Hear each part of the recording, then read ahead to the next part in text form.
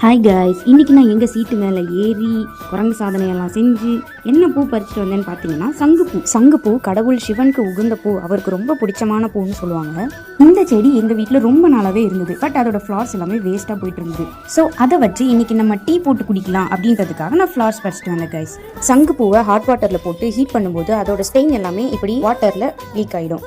தென் அது கூட half lemon squeeze பண்ணிவிட்டு, லெமன் ஸ்குவீஸ் பண்ணும்போதே அதோட கலர் வந்து சேஞ்ச் ஆகிடுங்க. ப்ளூ கலர்லேருந்து வைலட் கலருக்கு சேஞ்ச் ஆகிடுது. பார்க்கவே அழகாகவும் இருந்தது.